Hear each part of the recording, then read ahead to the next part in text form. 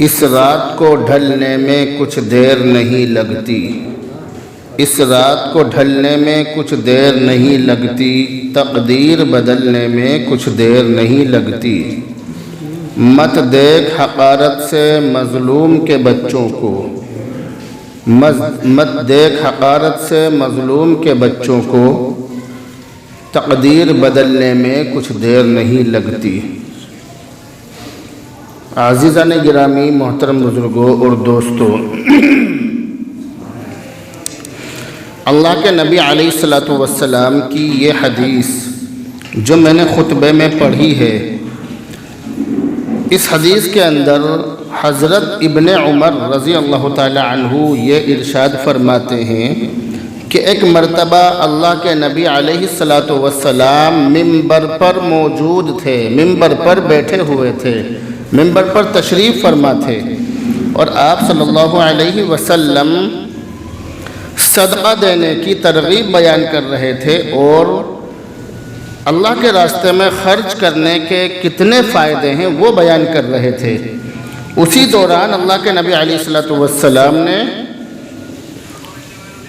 سوال کرنے سے بچنے کی تاکید فرمائی، یعنی کسی سے کچھ بھی سوال کر لینا، کسی سے کچھ بھی مانگ لینا، اس سے بچنے کی تاکید بیان فرمائی کہ اس سے بچنا چاہیے۔ اور جب اللہ کے نبی علیہ السلام نے تاکید بیان فرمائی، اس بارے میں بیان فرمایا، تو پھر آپ نے ارشاد فرمایا الید العلیٰ خیر من الید السفلیٰ، کہ اوپر والا ہاتھ نیچے والے ہاتھ سے بہتر ہے۔ یہ اللہ کے نبی علیہ السلام نے حدیث کے اندر ارشاد فرمایا، اور آپ صلی اللہ علیہ وسلم اس وقت ممبر پر موجود تھے، بیان کر رہے تھے، تقریر کر رہے تھے، خطاب کر رہے تھے اللہ کے نبی علیہ السلام۔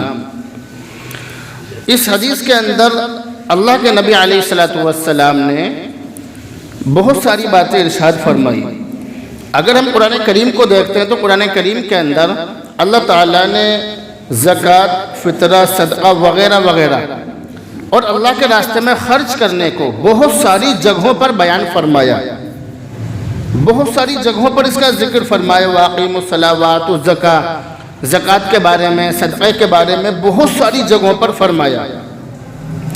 تو دینے کا ذکر، خرچ کرنے کا ذکر قرآن کریم کے اندر بہت ساری جگہوں پر ہے، مگر لینے کا ذکر بہت کم جگہوں پر ہے، جس سے اشارہ یہ ملتا ہے کہ دینے والے زیادہ ہوں، لینے والے کم ہوں۔ اس سے اشارہ یہ بھی ملتا ہے کہ لینے والے کے مقابلے دینے والے کو زیادہ پسند کیا گیا ہے۔ جو آدمی اللہ کے راستے میں خرچ کرتا ہے یا کہیں بھی خرچ کرتا ہے صحیح جگہوں پر، اس کو زیادہ اچھا اور بہتر مانا گیا ہے اس آدمی کے مقابلے کہ جس کا ہاتھ ہمیشہ دوسروں کے سامنے پھیلا ہی رہے، جو ہمیشہ دوسروں سے مانگتا ہی رہے۔ ایسے آدمی کے مقابلے اس کو بہتر فرمایا کہ جو ہمیشہ دینے کی نیت رکھے اور دیتا بھی رہے۔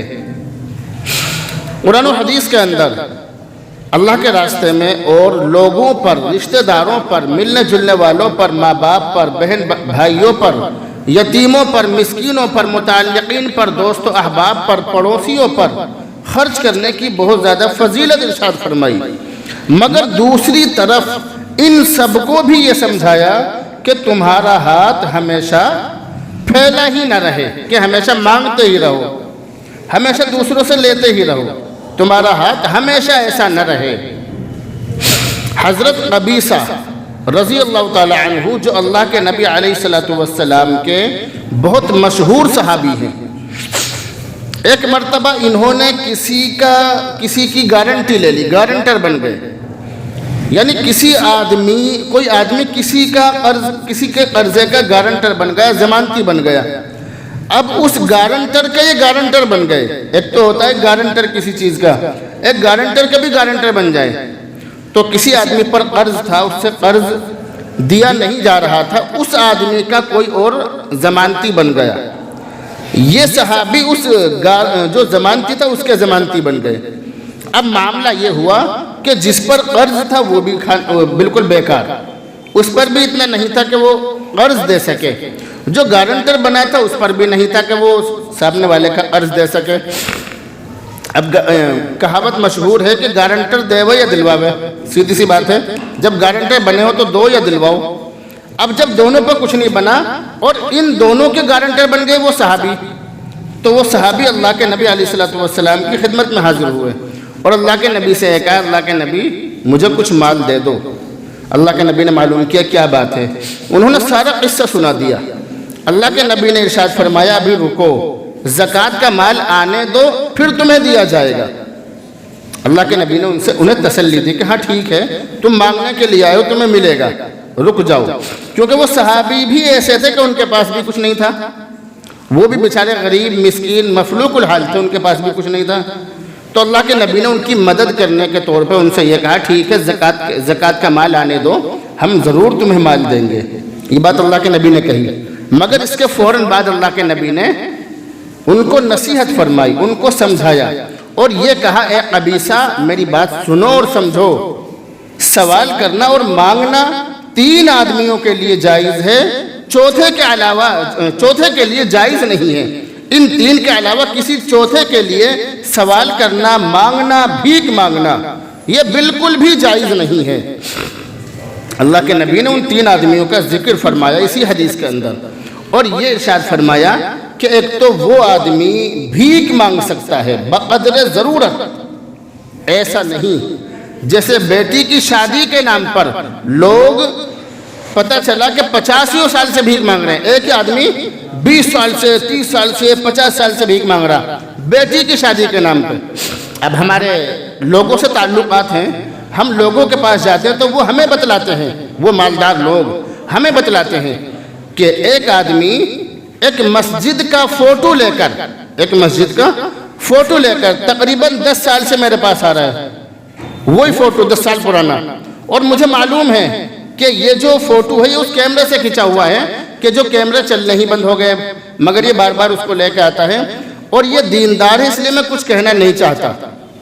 تو انہوں نے مجھ سے کہا کہ اس طرح کے آدمی جب بھی آیا کریں میں آپ کے پاس بھیج دیا کروں گا۔ میں نے ان سے خیر بہت ساری باتیں ہوئی، لیکن بتلانے کا مقصد یہ کہ ایک ہی چیز کے نام پر 10 سال سے 20 سال سے 30 سال سے لوگ بھیک مانگ رہے ہیں۔ تو یہ دھندا بنا لیا لوگوں نے، کیا بنا لیا؟ بھیک مانگنے کا بولو زور سے، دھندا۔ اللہ کے نبی نے فرمایا کہ 3 آدمیوں کے لیے بھیک مانگنا جائز ہے، مگر وہ بھی بقدر ضرورت، جتنی ضرورت ہو اتنی، بس چوتھے کے لیے نہیں۔ پہلا تو وہ آدمی کہ جس کے اوپر اتنا قرض ہو کہ جس کو وہ ادا کرنے کی ہمت نہ رکھتا ہو۔ کسی آدمی پر بہت زیادہ قرض ہو گیا، اب قرض اتنا ہے کہ اس کے پاس میں اتنی اس کی ہمت نہیں ہے کہ وہ اس قرض کو ادا کر سکے، تو جتنا قرض ہے وہ اتنا سوال کسی سے کر سکتا ہے۔ میں اس کے لیے بھیک کا لفظ استعمال نہیں کروں گا۔ جس پر قرض ہے وہ اپنا قرض اتارنے کے لیے اتنا سوال کر سکتا ہے کہ جتنے میں اس کا قرض اتر جائے۔ مثال کے طور پر میرے اوپر قرض تو ہے 5000 روپے کا، اور میں بھیک مانگتا پھروں، میں اکٹھے کر لوں 5 لاکھ روپے 10 لاکھ روپے بھیک مانگ کے، پتہ چلا 24 گھنٹے میرا یہی کام ہے۔ قرض تو ہے میرے اوپر 5000 روپے کا اور بھیک مانگ لوں میں 5 لاکھ روپے کی۔ میرا بیان سننے کے بعد کہ انہوں نے بتلایا تھا بیان میں کہ اگر کسی پر قرض ہو تو وہ سوال کر سکتا ہے۔ میری بات سنی کسی نے اور سننے کے بعد میں کہ ٹھیک ہے، انہوں نے تو کہہ دیا کہ حدیث میں ہے، جائز ہے۔ نہیں، پوری بات سنو۔ جس پر قرض ہو اور قرض اتارنے کی ہمت بھی نہ ہو، اس کے پاس میں اتنا بجٹ نہ ہو، تو جتنا قرض ہے وہ اتنا کسی سے سوال کر سکتا ہے بقدر ضرورت، اس سے زیادہ نہیں۔ اللہ کے نبی نے دوسرا آدمی وہ ارشاد فرمایا کہ جو کسی ایسی مصیبت میں پھنس جائے کہ جس میں اس کے ہلاک اور برباد ہونے کا خطرہ ہو۔ کوئی آدمی کسی مقدمے میں پھنس گیا، جائز یا ناجائز، اب اس کے پاس میں اتنا تو ہے نہیں کہ وہ مقدمہ لڑ سکے یا اپنے آپ کو بری کرا سکے۔ اب بیچارہ اگر انتظام نہیں کرے گا تو وہ کام سے گیا۔ ایسا آدمی بقدر ضرورت بھیک مانگ سکتا ہے۔ اب اس طرح کے لوگ مسجدوں کے اندر بہت آتے ہیں، اس طرح کے لوگ، اجی ہمارے ساتھ ایسا ہو گیا، اس نے ایسا کر دیا، بس ان کے پاس میں کاغذ بنے ہوئے ہیں اور وہ خوب پیسے مانگتے پھر رہے لوگوں سے، خوب بھیک مانگ رہے ہیں۔ دینے والوں کو بھی تمیز نہیں ہوتی کہ کس کو دینا چاہیے کس کو نہیں دینا چاہیے، دینے والوں کو بھی تمیز نہیں ہوتی، بس اللہ کے نام پہ آیا کوئی ٹھیک ہے دے دیا۔ ابھی میں کہیں پر بیٹھا ہوا تھا دو عورتیں آئی برقع اوڑھ کے، ان کے پہناوے سے مجھے لگ رہا تھا کہ شاید غیر مسلم ہیں۔ انہوں نے کہا کہ جی شادی کے لیے، میں کسی غیر مسلم کے پاس بیٹھا ہوا تھا، ان سے انہوں نے آ کے سوال کیا کہ بیٹی کی شادی ہے، اس نے فوراً 50 کا نوٹ نکالا، ان کے ہاتھ پر رکھ دیا، لے کے چلتے بنے، وہ چلتی بنی۔ تو یہ تو ایک بہت بڑا کاروبار چل رہا ہے۔ تو اگر کوئی آدمی کسی ایسی مصیبت میں پھنس جائے کہ جس سے نکلنے کا اس کے پاس میں کوئی راستہ نہ ہو، اگر وہ کسی سے سوال نہ کرے تو وہ تباہ و برباد ہو جائے گا۔ تو ایسے آدمی کو بقدر ضرورت سوال کرنے کی گنجائش ہے۔ میں جو الفاظ بول رہا ہوں الفاظ پر دھیان دیں۔ بقدر ضرورت سوال کرنے کی گنجائش ہے۔ میں یہ نہیں کہہ رہا ہوں کہ ایسے آدمی کو خوب بھیک مانگنے کی اجازت ہے، ایسا نہیں کہہ رہا ہوں میں۔ بقدر ضرورت سوال کرنے کی گنجائش ہے۔ الفاظ کتنے جچے تلے اور نپے تلے اور تمیز سے بول رہا ہوں، سمجھ لیجئے۔ تمیز کے دائرے میں، تہذیب کے دائرے میں الفاظ بول رہا ہوں، تاکہ سامنے والے کی بے عزتی نہ ہو، اور کسی کی بے عزتی کرنا بھی مقصد نہیں ہے، کچھ بھی وقت کسی پر بھی آ سکتا ہے۔ تو اللہ کے نبی علیہ السلام نے حضرت قبیصہ سے جو بات ارشاد فرمائی، دوسری بات یہ فرمائی کہ اس آدمی کے لیے بقدر ضرورت سوال کرنے کی گنجائش ہے کہ جو آدمی کسی ایسی مصیبت میں پھنس جائے کہ جس سے نکلنے کا اس کے پاس میں اس کے علاوہ کوئی اور راستہ نہ ہو، تو بقدر ضرورت سوال کرنے کی گنجائش ہے۔ تیسرا، وہ آدمی جو کسی کا گارنٹر بن جائے، جو آدمی کسی کا ضمانتی بن جائے، پیسوں کے معاملے میں، قرض کے معاملے میں کسی کا ضمانتی بن گیا۔ اب ضمانتی بننے والے کے پاس اتنی گنجائش نہیں ہے، جس کے ہم ضمانتی بنے ہیں، جس کے ہم گارنٹر بنے ہیں، وہ تو اس نے تو پلہ جھاڑ لیا کہ میں تو دوں گا نہیں، جس کے باپ میں ہمت تو لے کے دکھا دو۔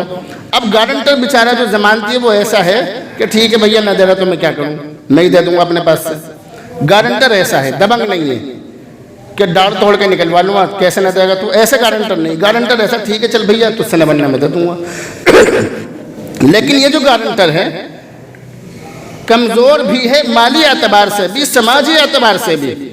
بہت سی مرتبہ میں نے دیکھے اس طرح کے لوگ گارنٹر بن جاتے ہیں کسی کے بھی، اب بیچاروں کے پاس میں مطلب بھلائی میں بن گیا کسی کا گارنٹر۔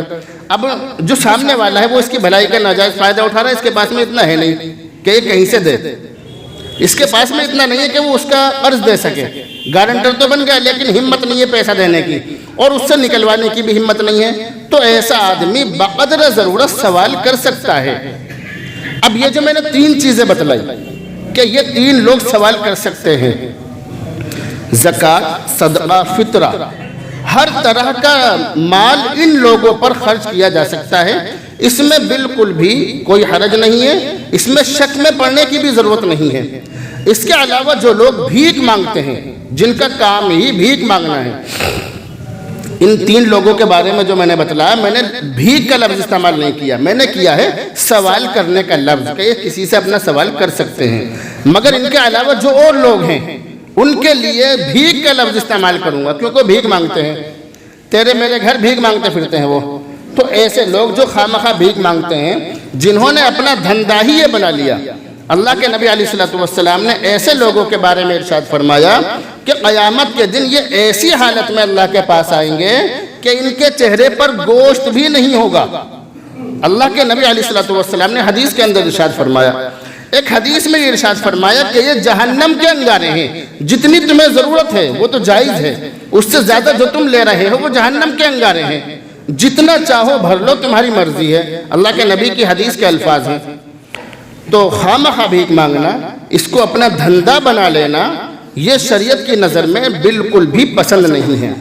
اب میں بار بار ایک بات کہتا ہوں کہ خواہشات کی تو کوئی لمٹ ہی نہیں ہے، ہماری جو خواہشیں ہیں ان کی تو کوئی لمٹ نہیں ہے، مگر جو ضرورتیں ہیں وہ حلال طریقے سے آدمی پوری کر سکتا ہے۔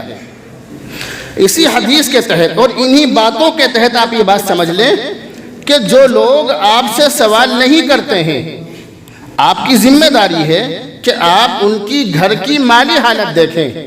قرآن کریم کے اندر 3 پارے میں صاف طور سے لکھا ہے کہ یہ جو ہم مال لوگوں کو دیتے ہیں، جو ہم لوگوں پر خرچ کرتے ہیں، مسلمان لوگ جو مال لوگوں پر خرچ کرتے ہیں، وہ مال للفقراء، ان لوگوں کے لیے بھی ہے، احصروا فی سبیل اللہ لا یستطیعون ضربا فی الارض، جو اللہ کے راستے میں قید کر لیے گئے، اللہ کے راستے میں باندھ دیے گئے، اور وہ ہمت نہیں رکھتے ہیں لوگوں سے سوال کرنے کی۔ یحسبہم الجاہل اغنیاء من التعفف، لوگ جاہل، قرآن کے اندر کہا جاہل، یحسبہم الجاہل، صاف طور سے کہا، میں نہیں کہہ رہا، یحسب گمان کرتا ہے، سمجھتا ہے، جاہل ان کو اغنیاء، اغنیاء کس کو کہتے ہیں؟ غنی کے معنی مالدار، اغنیاء یعنی مالدار سمجھتے ہیں۔ من التعفف، تعفف کا ترجمہ ہے، تعفف کا ترجمہ ہے کہ وہ لوگوں سے سوال نہیں کرتے، سوال نہ کرنے کی وجہ سے لوگ ان کو مالدار سمجھتے ہیں۔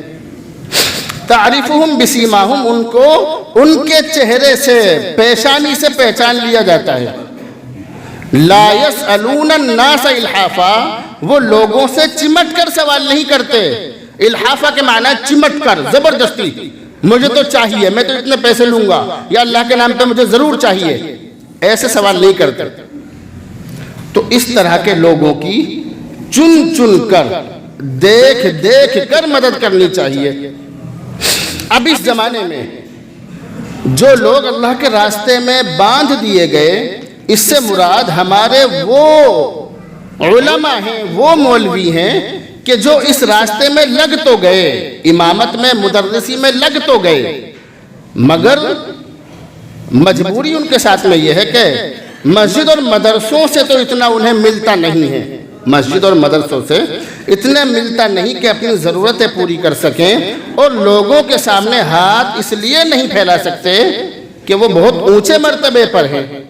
تو اس طرح کے لوگوں کی چن چن کر، دیکھ دیکھ کر مدد کرنی چاہیے۔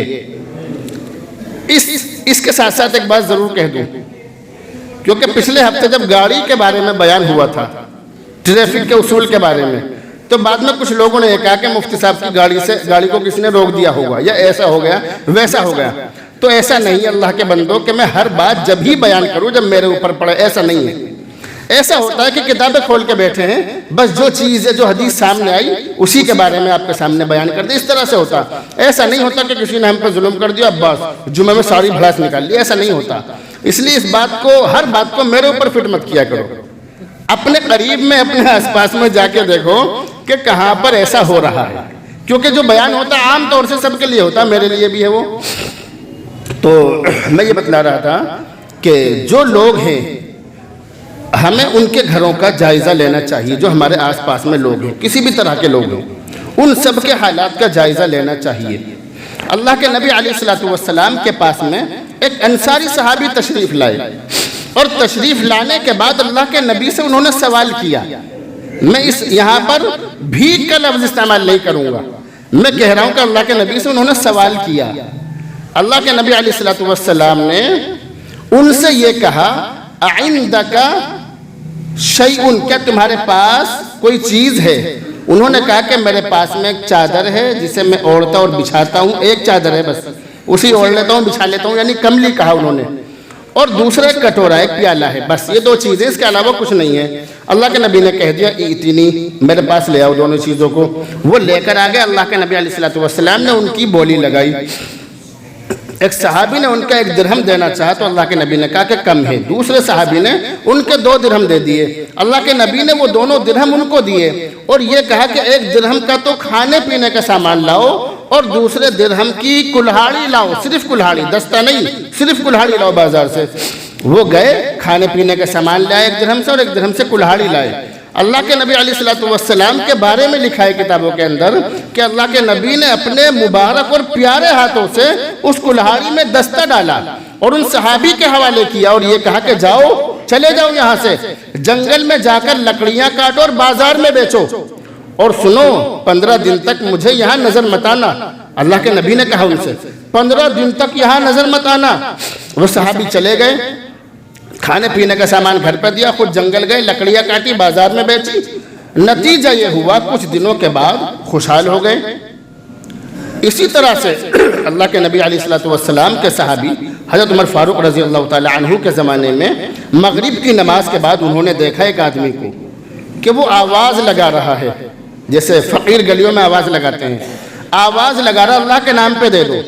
حضرت عمر نے ایک صحابی سے یہ کہا کہ اس کو جاؤ اپنے گھر لے جاؤ, اس کو کھانا کھلا دو. وہ صحابی اس فقیر کو اپنے ساتھ لے گئے گھر میں, اور لے جانے کے بعد کھانا کھلایا, چھٹی چھوڑ دیا.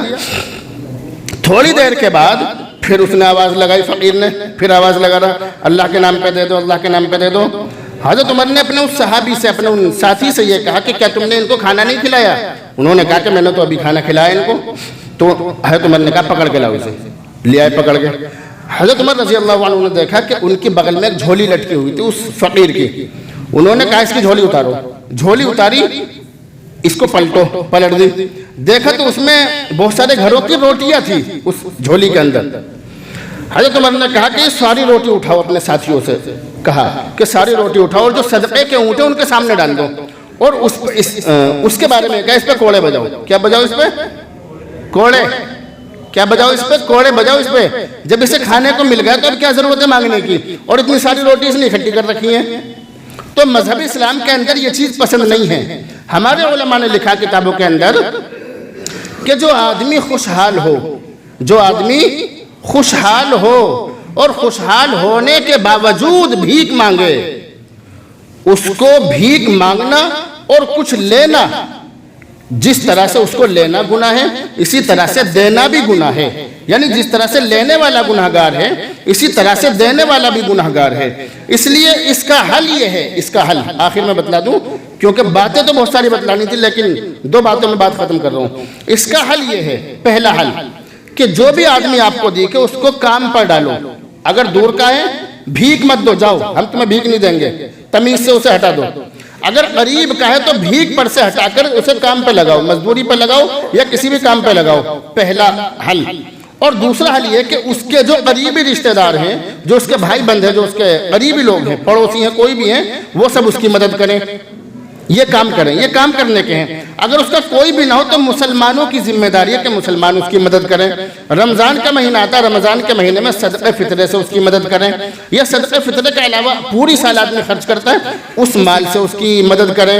تو یہ جو بھیک مانگنے والے ہیں, بھیک مانگنے والے مسلمانوں میں ہی زیادہ ہیں, جبکہ مسلمانوں کے خدا اور مسلمانوں کے نبی نے مسلمانوں کو سب سے زیادہ خرچ کرنے کا حکم دیا ہے. لیکن بھیک مانگنے والے بھی مسلمانوں میں ہی زیادہ ہیں, کیونکہ ہمارا ہم جو خرچ کر رہے ہیں وہ صحیح جگہ پر خرچ نہیں ہو رہا, پورے طور پر صحیح جگہوں پر خرچ نہیں ہو رہا ہے. اس لیے اس بات پر فکر کرنے کی ضرورت ہے. ہر انسان اپنے اپنے دائرے میں اس بات کو سوچے اور اس پر عمل کرے. ہمارے قریب میں جو بھی لوگ ہیں, اگر وہ غریب ہیں, مفلس ہیں, کنگال ہیں, لاچار ہیں, ہماری ذمہ داری ہے کہ ہم ان کی مدد کریں. جتنی بھی آپ سے ہو سکے ایک دوسرے کی مدد کریں, تاکہ یہ جو غریبی ہے یا یہ جو بھیک مانگنے کی جو بیماری ہے یہ ہمارے سماج سے انشاءاللہ دور ہو سکتی ہے. اللہ رب العزت ہمیں عمل کی توفیق نصیب فرمائے. مفتی خالد قاسمی کے چینل کو سبسکرائب کریں, ویڈیو کو لائک شیئر کریں. شکریہ. Subscribe to Mufti Khalid Qasmi and like share the video.